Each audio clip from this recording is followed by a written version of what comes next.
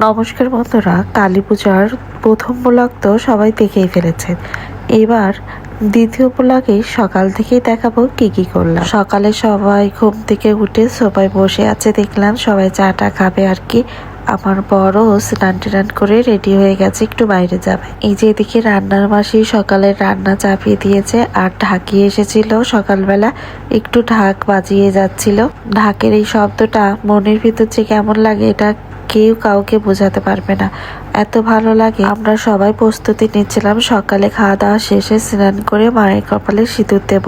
এখানে আমার বর আর দাদু দিদা সবাই একসাথে খেতে বসে গেছে, আর দুপুরে রান্নার প্রস্তুতি নিচ্ছিল রান্নার মাসি। আর আরো দুই মাসি এসেছিল গ্রাম থেকে, তারাই সব করাতে মায়ের ঝামেলা, রান্নার কষ্ট অনেকটাই কমে গেছে। এই জন্যই মায়ের একটু কষ্ট কম হয়েছে। আরো গ্রামের বাড়িতে গতবার অনেক কিছুই চুরি হয়ে যাওয়ার কারণে এই বছর এই পূজার শহরেই করার ডিসিশন নেয়। আর এই যে যাকে দেখলেন আমার মাসির ছেলে, মেজো মাসির ছেলে। আর এদিকে মা সবকিছু গোছাচ্ছিল সিঁদুর দেওয়ার জন্য। সিঁদুর দেওয়ার সময়ও অনেক নিয়ম কানুন আছে, সেগুলোই মা রেডি করছিল। আর আমরা স্নান করে সবাই রেডি হয়ে গেছি, দেখতেই পাচ্ছেন আমি রেডি হয়ে গেছি। আমার সোনা মেয়েটাও কিন্তু শাড়ি পরেছে, দেখেছে কি সুন্দর করে দাঁড়িয়ে আছে। আর এদিকে মা পান ছেঁচে রাখছিল। মা কালীকে সিঁদুর পরিয়ে মিষ্টি খাইয়ে লাস্টে এই পান খাইয়ে দিতে হয় নাকি, এমনই নিয়ম আছে। তাই পানটা একটু ছেঁচে নরম করে রাখছিল, আর এদিকে মিষ্টি সবকিছু গুছিয়ে রাখছিল। মায়ের কাছে শুনছিলাম কি দিয়ে কি করতে হয়, মা ভিডিও অন করা দেখে গুলিয়ে দিয়েছে সবকিছু আর কি। আসলে ক্যামেরার সামনে কথা বলাটা অত বেশি তো অভ্যাস নেই, এই জন্য।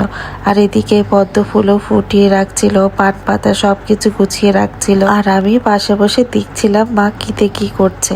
সবটা তো আমাদের জানা নেই। আর এদিকে আমরা সবাই খুব সুন্দর সুন্দর ছবি তুলেছি। এই যে দিদা দাদু এসেছে, মায়ের সাথে কিছু ছবি তুলেছি, বাবার সাথে মাসি, তারপর কাকিমণি, সবার সাথেই খুব সুন্দর সুন্দর ছবি এসেছে। ছবি তোলার পরে মাই প্রথমে বরণ করলো মাকে, বিদায়ের বরণ। মায়ের কপালে সিঁদুর পরালো, সিঁদুর পরিয়ে তারপর মায়ের মুখটা আঁচল দিয়ে মুছে দিল।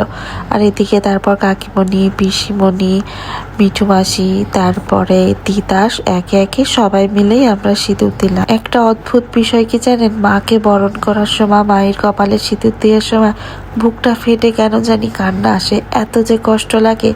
বিধু তো বরণ করার সময় একভাবেই কান্না করেছে, আর আমিও এত কান্না আসছিল কেন জানি না, এত কষ্ট লাগে। মেয়ের বিয়ের পরে যখন কনে বিদায় হয় তখন ইঁদুরের মাটি ফেলে বলতে হয় যে মা তোমার সব ঋণ শোধ করলাম। ঠিক তেমন ভাবেই মা কালী পূজাতে মা কাকি দেখুন এই নিয়মটাই করছে, দেখতেই পাচ্ছেন আপনারা।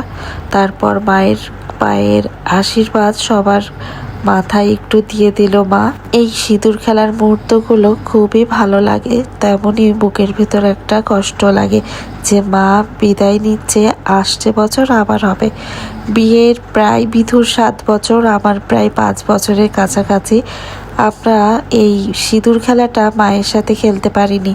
মনের ভিতর একটা কষ্টই বলতে পারেন। প্রতিটা মেয়েই চাই বিয়ের পরে মায়ের সাথে দশমী হয়তো বা কোনো এক পূজাতে সিঁদুর খেলা খেলতে। ঠিক তেমনভাবেই মা কালী এবছর আমাদের সেই ইচ্ছাটা পূরণ করে দিয়েছে।